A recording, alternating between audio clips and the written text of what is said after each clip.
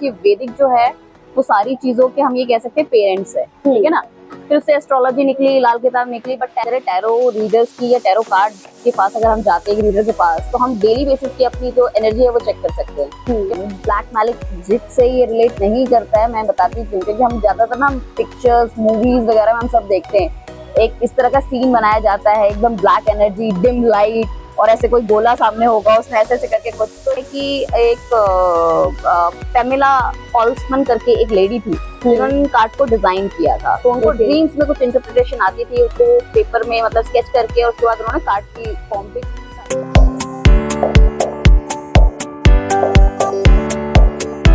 नमस्कार दोस्तों, बातें तेरी मेरी में मैं रीना फिर से आई हूँ आप लोगों के सामने एक और न्यू पॉडकास्ट लेकर। जैसे कि आपको पता ही है कि हम हर हफ्ते आपके लिए नए से नए पॉडकास्ट लेकर आ रहे हैं, तो बहुत ही इंटरेस्टिंग स्टोरीज होती हैं और लोगों के काफी अच्छे एक्सपीरियंस होते हैं। तो आज की अगर मैं बात करती हूँ तो आज का पॉडकास्ट स्पेशल इसलिए है क्योंकि आज हमारे साथ है टैरो कार्ड रीडर। जैसा कि आमतौर पर देखा जा रहा है कि आजकल के टाइम में लोग बहुत ज्यादा स्ट्रेस हो रहे हैं, उस स्ट्रेस वाली लाइफ से आउट होने के लिए बहुत कुछ करते हैं, तो टैरो कार्ड भी इसका एक पार्ट है।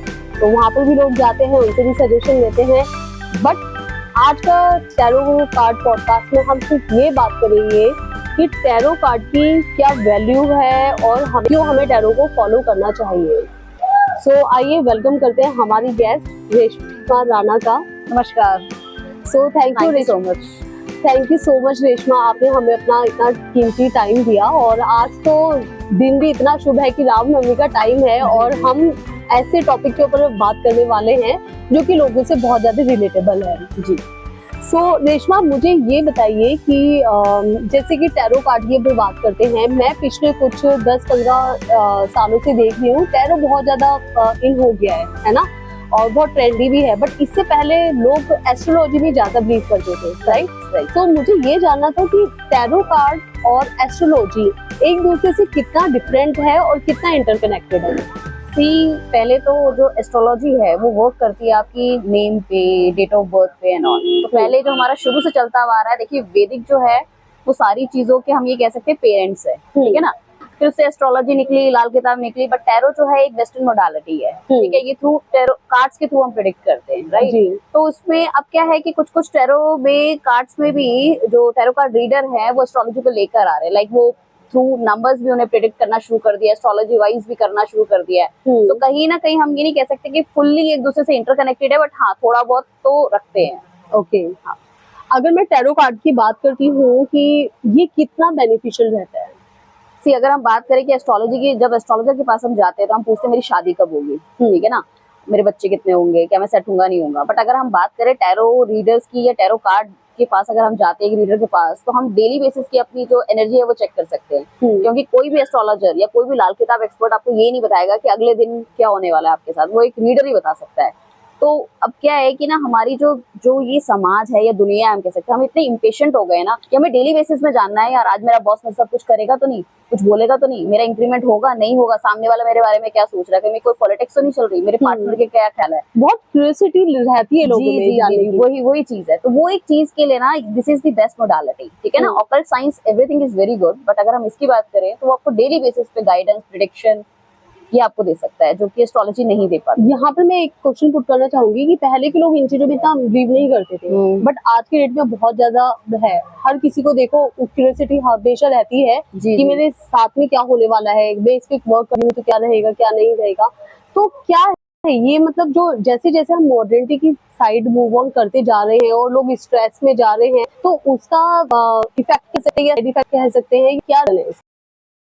जी बिल्कुल, वही मैं कह रही हूँ ना, लोगों के अंदर आजकल पेशेंस नहीं है, वो जानना चाह रहे हैं कि क्या हो रहा है, कैसे हो रहा है, कब होगा। एस्ट्रोलॉजी के पास आप जाएंगे, आपको एक पर्टिकुलर डेट मिल सकती है, टाइम मिल सकता है कोई चीज का कि वो 1 साल बाद होगी, 2 साल बाद होगी शादी। बट किसी बंदे के साथ आज आप रिलेशनशिप में हो तो आप वेट नहीं करोगे कि भाई 2 साल बाद मेरी शादी होगी। आपको जानना है कि भाई आज रात को लड़ाई हुई है तो उसके मन में क्या चल रहा है, कल वो फोन करेगा या नहीं करेगा, रियूनियन होगा या नहीं होगा। आप समझ रहे हो। तो हम बहुत इम्पेशेंट हो गए हैं। इट्स मतलब नॉट अबाउट सिर्फ लव लाइफ के बारे में अगर मैं बात करूँ, सिर्फ उसकी बात नहीं कर रही। अगर हम किसी डॉक्टर के पास भी जा रहे हैं तो काफी सारे लोग ऐसे हैं, क्लाइंट्स से पूछते हैं कि हम इस डॉक्टर के पास जा रहे हैं, हमें बहुत आराम नहीं आ रहा, क्या हमें दूसरा डॉक्टर देखना चाहिए, डॉक्टर की दवाइयां मुझे लग जाएगी जिसके पास मैं गया हूँ, मैंने नया डॉक्टर चेंज करा है, और या फिर मेरे पास ना 2-3 डॉक्टर की लिस्ट लोगों ने बताई, ये अच्छा है वो अच्छा है, आप मुझे प्लीज चेक करके बताओगे कौन सा डॉक्टर अच्छा है मेरे लिए, मैं किसके पास जा सकता हूँ। टैरो के थ्रू हम ये भी बता सकते हैं कि आपको एलोपैथी की तरफ जाना चाहिए, आपको लिक्विड दवाई होम्योपैथी की तरफ जाना चाहिए, ठीक है, या आप आयुर्वेदी देखें, या फिर आप मेडिटेशन भी करें साथ साथ में। दैट मींस अगर कोई बहुत टाइम से प्रॉब्लम में चल रहा है, उसका मतलब हेल्थ इशू नहीं रिजॉल्व हो रहा है,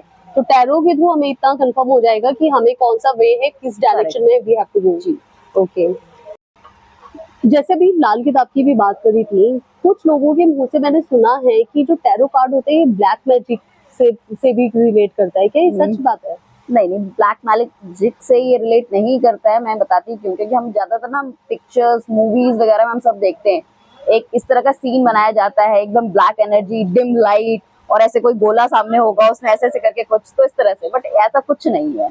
ब्लैक मैजिक से बिल्कुल भी नहीं है। ब्लैक मैजिक, तंत्र की दुनिया, वो बहुत ही डिफरेंट है, वो इस तरह से नहीं होती, क्योंकि इस तरह से आप सोचोगे आप किसी के कार्ड्स के थ्रू आप किसी पे वशीकरण करा दोगे, तो ऐसा नहीं होता। उसमें बहुत सारी चीजें इन्वॉल्व होती है, किसी को कुछ खिलाना हो गया, फोटो का वशीकरण हो गया, बट टैरो के थ्रू उस तरह से कोई भी चीज हम नहीं कर सकते। आप सिर्फ एनर्जीज पे काम करता है, प्योर एनर्जीज पे काम करता है ये। तो ये आपकी को गाइडेंस दे सकता है, या आपको आपकी जो भी क्वेश्चंस है डिवाइन से वो बता सकता है, बट ब्लैक मैजिक से इसका कोई लेना देना नहीं है दूर दूर तक। तो आप लोग जैसे इस पे वर्क करते हो, मतलब if you want to share कि मतलब जैसे इसके ऊपर होता है कि शुरुआत कैसे होती है, लाइक आपको अगर सामने वाले पर्सन के, आपकी क्लाइंट के जो थॉट्स है वो आपको कहाँ से रिसीव होते हैं?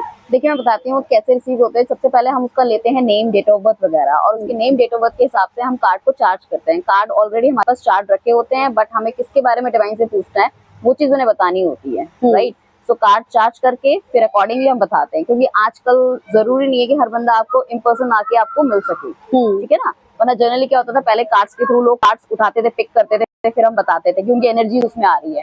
बट आजकल तो टेलीफोनिक कंसल्टेशन होती है हर जगह, चाहे आप डॉक्टर के पास चले जाओ या कहीं भी चले जाओ, आजकल तो सब कुछ अवेलेबल, ऑनलाइन का जमाना है, ठीक है। तो उसमें हम उसको कार्ड को उसकी एनर्जी से चार्ज करके, उसके नेम, डेट ऑफ बर्थ से चार्ज करके फिर हम उसके प्रेडिक्शन देते हैं। ऑलराइट। तो ये मैंने देखा है आज के डेट में, जैसे मैंने थोड़ी देर पहले बोला ना, बहुत ज्यादा ट्रेंड है, जहाँ देखो हर कोई टैरो कार्ड रीडिंग कर रहा है। हम अगर मैं इंस्टा पे एक रील भी करूंगी ना, तो मुझे कम से कम उसके फेवर में 20 रील्स मिल जाएंगी। तो हमारी जो व्यूवर्स है वो कैसे ट्रस्ट करें कि हमें ये वाले टैरो कार्ड रीडर के पास जाना चाहिए और इसके पास नहीं जाना चाहिए। मतलब एक होता है, खैर मना तो आप किसी को नहीं कर सकते कहीं भी जाने के लिए, बट जेन्युइनिटी की अगर मैं बात करती हूँ तो वो कैसे जज कर सकते हैं? आप डिपेंड कर सकते हैं, उसकी आप रेटिंग देख सकते हैं, उसके फॉलोवर्स देख सकते हैं, ठीक है ना। और टैरो कार्ड रीडर्स कई लाइव भी आते हैं, तो लाइव उनके सेशंस में जाके देख सकते हैं आपके सवालों के कितने रिलेटेबल आंसर्स आपको मिल रहे हैं या नहीं मिल रहे, उस तरह से। ऑलराइट। तो अगर मैं रिलेटेबल की बात करती हूँ, तो सम टाइम कि हमें कोई रीडिंग हमारी कर रहा है, ठीक है, जो भी प्रेडिक्शन दी हमारे सोच के अकॉर्डिंग है, तो हम तो हैप्पी हो जाते, खुश है कि हाँ भाई ये बिल्कुल सही सही बता रहे हैं। करेक्ट। कहीं पर उसने अगर नेगेटिव कर दिया तो उस चीज को लोग यूजुअली एक्सेप्ट नहीं करते हैं, देन वो किसी अनदर पर्सन को फाइंड आउट करते हैं। उसके पीछे क्या है, मतलब ऐसे लोगों को आप क्या कहना चाहोगे?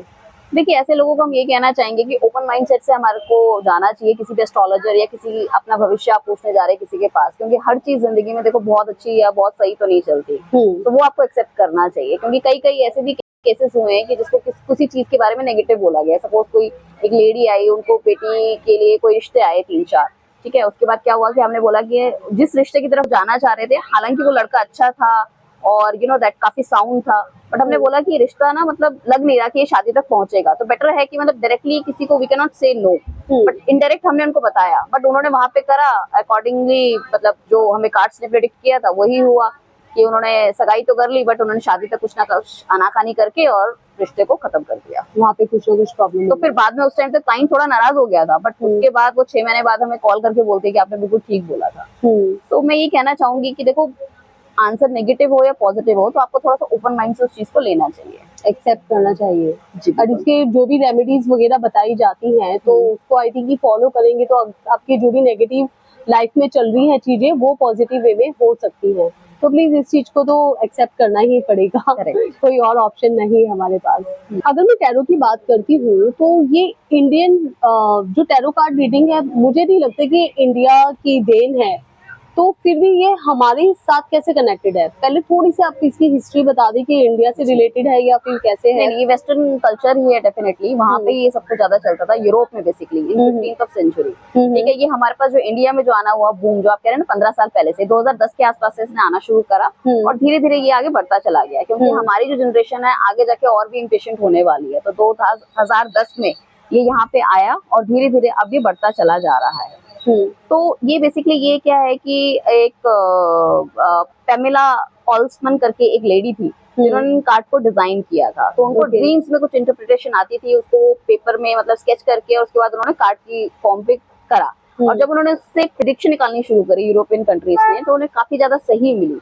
तब उन्होंने एज ए टूल इसको यूज करना शुरू कर दिया कि हम गाइडेंस ले सकते हैं, इससे हम डिवाइन से कनेक्ट हो सकते हैं। तो वहां से इस सब चीजों ने चलना शुरू करा। ऑलराइट। सो जैसे कि आप खुद भी एक टैरो कार्ड रीडर है, आपको माइंड में कब से आया कि आपको टैरो कार्ड रीडिंग में जाना चाहिए and this will be the best way for you? आज से 5-6 years बैक। सो कभी कभी क्या होता है कि अगर आपको किसी मोडालिटी में किसी चीज में जाना है ना, तो वो चीज अपने आपको ना अट्रैक्ट करना शुरू कर देती है। तो क्या हुआ, लाइफ में कुछ ना कुछ इस तरह का चल रहा था, तो आई थॉट कि चलो मैं भी स्क्रॉल करती रहती थी, मुझे रीडिंग्स वगैरह देखी, मैंने देखा, तो कहीं ना कहीं मुझे लगा कि हाँ ये मुझसे रेजोनेट कर रही है और जो उन्होंने बोला है वो आज भी कल परसों कहीं ना कहीं सच हो रहा है। तो मेरा थोड़ा सा बिलीव बनने लग गया। फिर वो डेली बेसिस पे हम देखना शुरू करते। फिर आई थॉट कि चलो ठीक है कि हम क्यों नहीं लोगों की मदद कर सकते, हमें सीखना चाहिए ये सब। बट आप एस्ट्रोलॉजी को भी तो फॉलो कर सकती थी। हाँ, एस्ट्रोलॉजी को भी फॉलो कर सकते थे, बट उस टाइम पे I am a working professional, तो मेरे पास इतना टाइम नहीं था। और टैरो इज द मोडालिटी, इसको बहुत इजी टाइम पे आप सीख सकते हो, बहुत कम समय में आप सीख सकते हो। तो इस वजह से मैंने इसको चूज किया। Okay, so that is a big reason जो लोग हम ज्यादातर देख रहे हैं कि टैरो रीडिंग में जा रहे हैं। हाँ, राइट। Okay, alright. सो जैसे कि हम बात करते हैं इंट्यूशन की, तो क्या टैरो के थ्रू आप किसी पर्सन की पास्ट लाइफ को भी कनेक्ट कर सकते हो? जी, पास्ट लाइफ को भी कनेक्ट कर सकते हैं और उसके जो आज के थॉट प्रोसेस हैं वो इस तरह का क्यों है, उसका कैरेक्टर क्यों इस तरह से बिल्ट है, उसकी पास्ट की क्या एनर्जी रही होगी, लाइफ में उसका क्या रहा होगा, किस तरह का वो इंसान रहा होगा, किस तरह से उसकी डेथ हुई होगी, कि कुछ ना कुछ चीजें हमारे अंदर रह जाती है जो कि हम इस जन्म में लेकर आते हैं, जिसे हम कर्मा भी कह सकते हैं या अपना माइंडसेट जो हमारा है। ठीक है, अगर सबके कर्मा बहुत अच्छे हैं तो सब अंबानी के घर में पैदा होंगे, कोई गरीब के घर में पैदा नहीं होगा। बट कोई गरीब के घर में पैदा होके भी IAS ऑफिसर बन रहा है और कोई अमीर के घर पैदा होके भी चोर डाकू बन रहा है, तो उसके जो पिछले जन्म के कर्मा है बिल्कुल बिल्कुल वो कहीं ना कहीं स्ट्रक रहता है। अब कई लोगों को इतना ज्यादा डिप्रेशन कुछ होता है कि पिछले लाइफ में जो है ना इतने उनके रिग्रेट्स होते हैं, इतना उनको धोखा मिला होता है, वो कहीं ना कहीं हमारे बैक ऑफ द माइंड या सबकॉन्शियस माइंड में फीड होता है। तो उसको भी देख के उसको भी क्लैरिटी हम दे सकते हैं कि भाई तुम्हारे पिछली जिंदगी में ऐसा था। अब जैसे पिछली लाइफ में अगर किसी के साथ धोखा हुआ है सपोज, ठीक है, वो लाइफ उसकी खत्म हो गई, वो इस लाइफ में आया, बट वो अभी क्या है कि अगर वो, जैसे एक लेडी की बात करती हूँ मैं, वो किसी पे भी ना ट्रस्ट नहीं कर पा रही थी। वो कोई पार्टनर मिलता है उसको लगता है मुझे चीट करेगा, मुझे चीट करेगा। तो वो, अब हम उसकी रीडिंग्स में हर बार देखते थे उसको, मतलब बंदा सब कुछ ठीक है बट वो ट्रस्ट नहीं कर पा रही। जब उसका पास्ट देखा तो देखा कि उसके साथ कुछ इस तरह से बिट्रेल हुआ है कि वो नहीं कर पा रही। तो उसको वहां पे हीलिंग देना बहुत ज्यादा इंपॉर्टेंट था कि भाई तुम उस जर्नी से बाहर निकलो, तभी जाके तुम किसी को एक्सेप्ट कर पाओगे। तो डेफिनेटली हम पास्ट लाइफ देख सकते हैं और उसके थॉट प्रोसेस को भी क्लियर कर सकते हैं। ऑलराइट। सो जैसे हीलिंग की अभी आपने बात किया है, तो हीलिंग कैसे होते हैं? लाइक जिस पर्सन के लिए आप ट्रीटमेंट दे रहे हो, रेमेडीज कर रहे हो, वो पर्सन आपके सामने ही होना चाहिए या फिर आप दूर बैठकर भी उनके लिए लाइक हीलिंग वगैरह का प्रोसेस कर सकते हैं? जी, हीलिंग अगर पास में हो तो बहुत बढ़िया है, दूर से भी आजकल हो जाती है हीलिंग, क्योंकि अगर हम अपने बाहर के क्लाइंट्स को देते हैं यूरोप वगैरह जो, तो यहाँ आना पॉसिबल ही नहीं है, तो वो फोटो के थ्रू भी हीलिंग हम दे सकते हैं उसको। ओके, डिस्टेंस हीलिंग उसे कहते हैं। ओके। कभी कोई ऐसा क्लाइंट मिला है जिसने नेगेटिव एनर्जी से रिलेटेड हो और आपके साथ कार्ड रीडिंग में आपने उनकी हेल्प किया हो? डेफिनेटली काफी लोग आते हैं जिनको कहीं ना कहीं नजर दोष होता है, किसी ने कुछ खिलाया होता है। ब्लैक मैजिक के कार्ड्स अगर हम किसी की रीडिंग कर रहे हैं, और क्योंकि टैरो में ऐसे 7 कार्ड्स है जो कि ब्लैक मैजिक इंडिकेट करते हैं, तो ऐसे कुछ कार्ड्स अगर बार बार निकल के पॉप अप होकर आ रहे हैं तो it means there is something, कुछ ना कुछ तो है, या किसी ने उसको खिलाया है या कुछ वशीकरण कर रखा है, या काफी ज्यादा नेगेटिविटी हाई वगैरह जैसे लोगों की लग जाती है, तो वो होने के चांसेस है। तो उसको बताया जाता है कि हाँ भाई इस तरह की एनर्जी है, थ्रू हीलिंग्स आप ठीक करा सकते हो या फिर किसी ऐसे इंसान के पास जा सकते हो जो कि इन सब चीजों को हटाए। ओके, मैंने किसी को भी टैरो कार्ड रीडर को कहते हुए सुना था कि जो ये ब्लैक मैजिक वाला होता है या जो नेगेटिव एनर्जी वाले होते हैं, इनके लिए कुछ स्पेशल कार्ड्स अलग से होते हैं या जो आपके कार्ड्स होते हैं उन्हीं में इंडिकेट? नहीं, उसी में इंडिकेट होता है, उसी में रहते हैं। टैरो की अगर हम बात करते हैं तो ये स्पेसिफिक किसी गॉड के साथ ये कनेक्टेड होते हैं या फिर किसी को भी मानने वाले के लिए आप रीडिंग कर सकते हैं? नहीं नहीं, किसी भी मानने वाले को कर सकते हैं, क्योंकि इसमें इस तरह से कोई चीज नहीं है कि आपको कहीं मंदिर में जाके कुछ चढ़ाना है, गुरुद्वारे में जाके कुछ चढ़ाना है। हम्म। हर तरह का बंदा कर सकता है, हिंदू, मुस्लिम, सिख, ईसाई, कोई भी है, उसकी टैरो रीडिंग हो सकती है, कोई प्रॉब्लम नहीं है उससे। ओके, अगर हमारे जो व्यूवर्स देख रहे होंगे, मूलांक की हम बात करते हैं, पहले तो आप हमें थोड़ा सा शॉर्ट में क्लियर कर दीजिए कि मूलांक नंबर क्या होते हैं, ठीक है? ये शॉर्ट करके फिर आप ये बता दीजिए कि अभी आने वाले टाइम में किसके लिए कौन कितने नंबर बेस्ट होंगे आने वाले 6 महीने के लिए, कौन से नंबर्स ऐसे हैं जिनके लिए बहुत अच्छा टाइम है और कौन से नंबर ऐसे जिनके लिए थोड़ा सा टफ टाइम हो सकता है।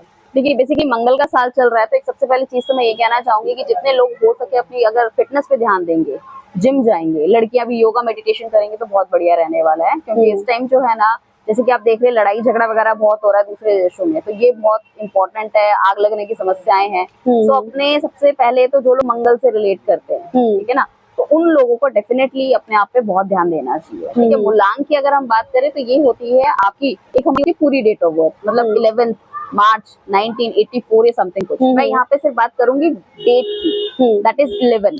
तो 11 और 11 इसको सिंगल डिजिट में अगर आप लेकर आओगे वो आपका मूलांक बन जाएगा, वो होगा 2। ठीक है, आप 2 नंबर से रिलेट करते हैं। अगर हम नंबर 1 की बात करें वो सन से होता है, 2 की बात करें वो मून से होता है, 3 नंबर जो होता है हमारा जुपिटर होता है, 4 नंबर हमारा जो होता है दैट इज राहु होता है, 5 नंबर जो आएगा वो आपका मंगल, 6 शुक्र होता है, 7 फिर आपका केतु होगा, 8 आपका शुक्र आ जाएगा, 9 और आपका शनि आ जाएगा। तो इस तरह से सुनने में आ रहा है कि 2025 जो है राहु बहुत, जिनका राहु भारी है, जो आपने 4 नंबर बोला है, उनके लिए कैसा है ये समय? बहुत ज्यादा टफ टाइम पीरियड होने वाला, स्ट्रगल वाला फेज है, कैसा है? देखो, कुछ राशि के लिए तो बहुत टफ है ये, डेफिनेटली कुछ राशियों के लिए बहुत टफ है। स्पेशली जो लोग थोड़े से अनयूजुअल एक्टिविटीज में हैं, किसी तरह का कोई गलत काम कर रहे हैं, तो उनके पकड़े जाने की बहुत ज्यादा समस्याएं हैं। एक्स्ट्रा मैरिटल अफेयर वालों के अफेयर सामने आ सकते हैं, उस तरह की चीजें हैं, क्योंकि ये जो साल है वो दंड देगा आपको। अच्छा, तो वो थोड़ा सा आपको बच के रहने की जरूरत है। तो सभी के लिए, सिर्फ राहु वालों के लिए ही है? नहीं, राहु वालों के लिए भी, मंगल जिनका खराब है उनके साथ भी हो सकता है, उनको खून से रिलेटेड प्रॉब्लम होने के चांसेस हो सकते हैं, बीपी शूट हो सकता है कई लोगों को। आप देख रहे हो आजकल बहुत ज्यादा फ्रीक्वेंट जो होता है हमें हार्ट अटैक्स आ रहे हैं, बहुत ज्यादा आ रहे हैं, ठीक है ना। अचानक से कुछ, अभी रिसेंट का एक है, किसी की शादी होने वाली थी, उनकी बेटी की अचानक से उनको रात को अटैक आ गया, उनकी मदर मर गई, ठीक है, तो कोई क्लॉट आके दिल में फंसा और एकदम से खत्म हो गया। तो ये क्या है कि खून से रिलेटेड प्रॉब्लम बहुत ज्यादा, हार्मोन डिस्टर्ब हो सकते हैं, तो इस चीज में आपको थोड़ा सा ध्यान देना चाहिए। और किन नंबर्स के लिए बहुत अच्छा जाने वाला है? देखिए, अगर हम कहें कि किस नंबर के लिए अच्छा जाने वाला है, तो जो लोग शनि से रिलेट कर रहे होंगे, 8 नंबर वाले, उनके लिए भी अच्छा जा सकता है ये वाला साल। जा सकता है इसलिए बोलूंगी क्योंकि इतनी अरबों आबादी है हमारी और राशियां हमारी सिर्फ 12 है और नंबर हमारे पास सिर्फ 9 है, तो करोड़ों लोग आते हैं एक नंबर और एक राशि के अंदर, सबके लिए तो बिल्कुल अच्छा नहीं जा सकता। हाँ। तो कहीं ना कहीं अगर मैं कर्मा भी रिलेट करेगा। जी बिल्कुल, वो भी है। बताइए। सो है अच्छा, हमारा जो टीम पार्टनर है, हम उसी के बारे में जानना चाहेंगे, उनकी पास्ट लाइफ कैसी रही थी, जो आज उनके साथ उनकी जो लाइफ है उसके बेस पर क्या रहा है? ठीक है, आप एक बार उनका नाम बताइए, डेट ऑफ बर्थ बताइए।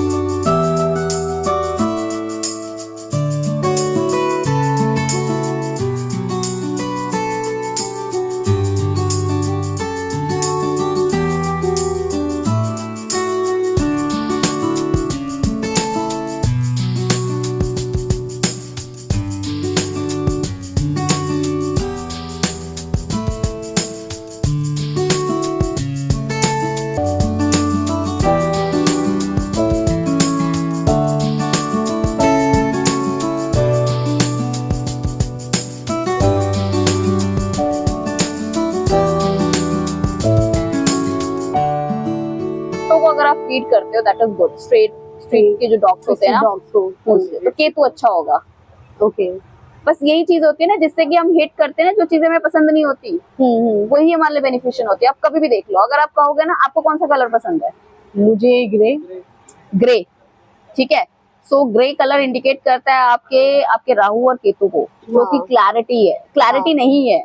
हाँ। ग्रे कलर जो होता है ना वो काला है ना वो सफेद है, वो एक धुआं है, वो बादल है, ठीक है। तो मतलब आपके थॉट प्रोसेस, आपके डिसीजन मेकिंग में क्लैरिटी नहीं है, ठीक है ना, इसलिए आपको तो वो this is that colour is not good for you. तो क्या कलर भी बाय टाइम बाय चॉइस हम चेंज कर सकते हैं? अब सपोज मुझे पसंद वही है बट यूजुअली मैं कम ही पहनती हूँ उसको, तो उसके पीछे क्या कर सकते हैं? हाँ, आप उसको चेंज कर सकते हो। आप कोई भी, जो भी इस पॉडकास्ट को देख रहा है, मैं ये बताना चाहूंगी, जो भी कलर आपको पसंद है, जो भी कलर आपको पसंद है, हम कहीं मार्केट में जाते हैं, हमें वही कलर पसंद आता है, कपड़ों में हो गया, जूतों में हो गया, किसी भी चीज में, बैग्स में हो गया, वो जो ग्रह है आपका वो नेगेटिव है, वो नेगेटिव काम कर रहा है। Negativity Okay. हमेशा अट्रैक्ट करती है, तो उसको आपको चेंज करना है। ओके। सो व्यूअर्स, आपके लिए बहुत ज़्यादा इम्पोर्टेंट थिंग है ये कि अगर आपके सामने कुछ ग्रे कलर है या आप कलर चेंज कर सकते हो तो लाइफ में उसका इम्पैक्ट पॉजिटिव रहेगा। सो उसके लिए आप हमारे tarot card reader Reshma Rana को कनेक्ट कर सकते हैं। सो आपकी लाइफ में कुछ भी चल रहा है या पास्ट लाइफ के कर्मास का क्या रिजल्ट आपको इस लाइफ में मिल रहा है और आपके साथ आज की डेट में क्या चीज़ें हो रही हैं और क्यों हो रही हैं, तो उन सभी सवालों के जवाब आपको मैम प्रोवाइड कर देंगी। इनकी डिटेल्स हमारे डिस्क्रिप्शन में है। सो प्लीज इस वीडियो को ज़्यादा से ज़्यादा शेयर कीजिए ताकि आपके जितने भी क्लोज वंस हैं उनकी जो भी प्रॉब्लम्स हैं वो रिजॉल्व हो पाए। अच्छा, ये जैसे कि कार्ड्स की हम बात करते हैं कि हमेशा आप पहले 3 कार्ड्स की रीडिंग ही होती है, तो ये मैंडेटरी होता है या रूल ही है कि 3 कार्ड से ही रीडिंग स्टार्ट होती है या ज़्यादा भी आप कर सकते हो? जी, नहीं, वो हर किसी रीडर पे अपना अपना डिपेंड होता है कि वो अपने स्प्रेड्स किस हिसाब से डिजाइन करता है, किस तरह से लेता है। मैं बेसिकली ज्यादातर 3 कार्ड से मैं करती हूँ पर क्वेश्चन के लिए। ओके। तो अगर कई लोग होते हैं 7 कार्ड भी निकालते हैं, कुछ लोग 1 कार्ड से भी कर सकते हैं, बट अगर आप 1 कार्ड से भी निकालोगे तो उसमें भी आपको हर चीज पता चल जाएगी। मतलब चाहे आपके फाइनेंसेस हो, चाहे आपकी मैरिज हो, हेल्थ रिलेटेड इश्यूज हो, इट डिपेंड्स। वो आपका अपना मतलब स्प्रेड है, आप किस तरह से गॉड से कनेक्ट हुए कि मैं 3 कार्ड निकालूंगी और उस हिसाब से मुझे आपको आंसर देना है। सो फ्रेंड्स, आप देख सकते हो हमारी प्रिडिक्शन तो हो गई है बट हम इसको म्यूट कर दिया था ताकि आप लोगों को समझ में ना आए कि क्या हुआ है हमारी प्रिडिक्शन। बट यस, बहुत सही इन्होंने बोला है। जितना भी हमारे पास्ट लाइफ में इन्होंने बताया है वो सब सच है और आने वाले टाइम की भी इन्होंने हमें दशा बता दी है कि हम किस तरीके से वर्क कर सकते हैं। तो आई थिंक कि she is really good and आप इनके ऊपर ट्रस्ट कर सकते हैं और बाकी तो जब आप खुद ही कनेक्ट करेंगे आपको सब पता चल जाएगा। सो रेशमा जी, प्लीज हमारे व्यूअर्स को हमारे चैनल की एक छोटी सी बात आपको बोलनी होगी। हाँ, मैं ये कहना चाहूंगी कि रीना को मैं काफी टाइम से जानती हूँ, ठीक है। She is very hard working lady. So I just wish everyone कि आप इनके पॉडकास्ट को ज्यादा ज्यादा देखिए, लोगों के साथ शेयर करें ताकि आपकी लाइफ की भी जो भी प्रॉब्लम्स है वो सब खत्म हो। क्योंकि कहते हैं ना कि कोई अगर विश करता है तो वो विश पूरी भी होती है। अगर आप कर भला तो हो भला वाली चीज है। एग्जैक्टली। सो प्लीज यहाँ पे थोड़ा सा भला करेंगे तो आपका तो डेफिनेटली हम भला करते ही रहेंगे और करते ही आ रहे हैं क्योंकि आप लोगों से रिलेटेड ही टॉपिक हम यहाँ पर लेकर आते हैं। सो प्लीज इस वीडियो को जरूर लाइक कीजिए अगर आपको पसंद आया है, शेयर आप जरूर कर दीजिएगा एंड हाँ प्लीज सब्सक्राइब करना ना भूलें। बट हाँ, जाते जाते हमारा जो ट्रेंड है वो तो हम भूल ही गए हैं। So just wait and watch.